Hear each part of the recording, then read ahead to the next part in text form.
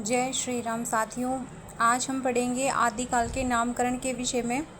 ये सीधे सीधे नाम देखिए और इनका नामकरण किस विद्वान द्वारा दिया गया, ऐसे क्वेश्चन पूछा जाता है। तो हम एक छोटे से शॉर्ट वीडियो में इसे हम पढ़ लेंगे। देखिए, विभिन्न विद्वानों के आधार पर आदिकाल का नामकरण। किसका नामकरण? आदिकाल का नामकरण। श्री चंद्रधर शर्मा गुलेरी जी के अनुसार आदिकाल को क्या कहा गया है? अपभ्रंश काल कहा गया है। चंद्रधर शर्मा गुलेरी जी ने आदिकाल को अपभ्रंश काल कहा है। डॉक्टर धीरेन्द्र वर्मा ने भी अपभ्रंश काल कहा है। डॉक्टर राम कुमार वर्मा ने क्या नाम दिया है? संधि काल और चारण काल। पंडित राहुल सांकृत्यायन जी ने आदिकाल को सिद्ध सामंत काल कहा है। राहुल सांकृत्यायन जी का क्या मानना था कि 8वीं सदी तक हिंदी की में 2 तरह की रचनाएं प्राप्त हुई है। 8वीं सदी तक हिंदी में कितनी तरह की रचनाएं प्राप्त हुई है? 2 तरह की। एक तो सिद्धों की वाणी और दूसरी सामंतों की स्तुति परक रचनाएं। इसी आधार पर राहुल सांकृत्यायन जी सिद्ध सरपा को हिंदी का प्रथम कवि मानते हैं। इसी आधार पर कौन? राहुल सांकृत्यायन जी सिद्ध सरहप्पा को हिंदी का प्रथम कवि मानते हैं। सिद्ध व चारण कवियों के वीर रसपूर्ण काव्य के आधार पर ही वे इस युग का नामकरण सिद्ध सामंत काल करते हैं। किसके आधार पर? सिद्ध व चारण कवियों के वीर रसपूर्ण काव्य के आधार पर। अच्छा, आचार्य महावीर प्रसाद द्विवेदी जी ने क्या नामकरण किया आदिकाल का? बीजवपन काल। क्या नाम किया है? बीजवपन काल। मिश्र बंधु ने क्या किया है? आरंभिक काल। वे किसी भी चीज़ का आरंभ करते हैं तो किससे करते हैं? मिश्री से, मीठा बांट कर करते हैं। तो मिश्र बंधुओं के अनुसार आरंभिक काल। डॉक्टर गणपति चंद्र गुप्त के अनुसार प्रारंभिक काल या शून्य काल। किसी भी काम के प्रारंभ में सबसे पहले क्या करते हैं? गणपति जी को मनाते हैं। तो ऐसे कोई भी कनेक्शन बिठा लीजिए कि डॉक्टर गणपति चंद्र गुप्त के अनुसार प्रारंभिक काल या शून्य काल। रमाशंकर शुक्ल रसाल के अनुसार जय काव्य काल। राम खिलावन पांडे के अनुसार संक्रमण काल। मोहन अवस्थी जी ने क्या कहा? मोहन तो क्या है भाई? जीवन का आधार है।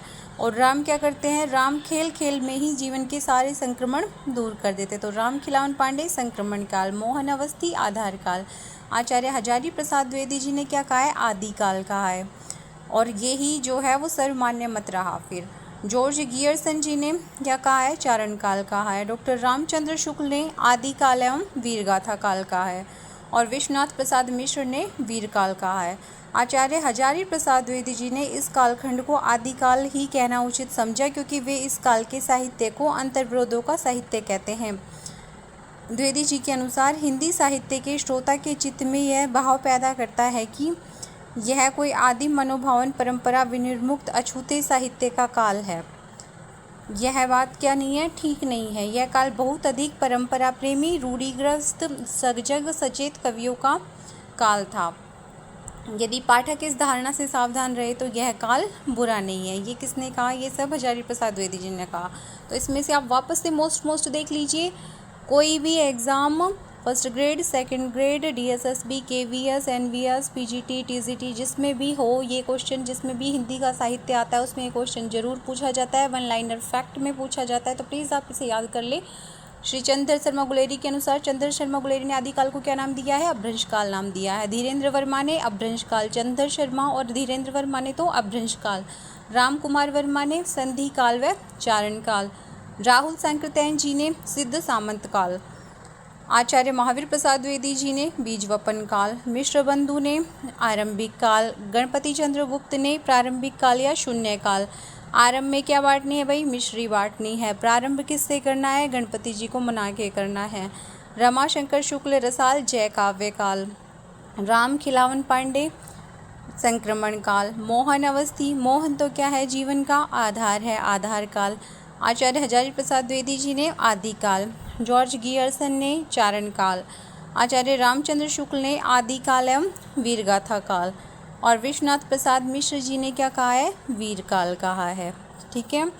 अब इसमें जो सर्वमान्य मत रहा है उसके अनुसार क्या नाम दिया गया है? आदिकाल नाम दिया गया है। ये बात आपको याद रखनी है।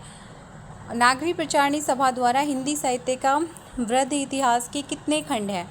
इस क्वेश्चन का जवाब आप प्लीज़ कमेंट बॉक्स में दीजिएगा। ओके, थैंक यू साथियों, thank you for watching. Please like, share and subscribe our channel.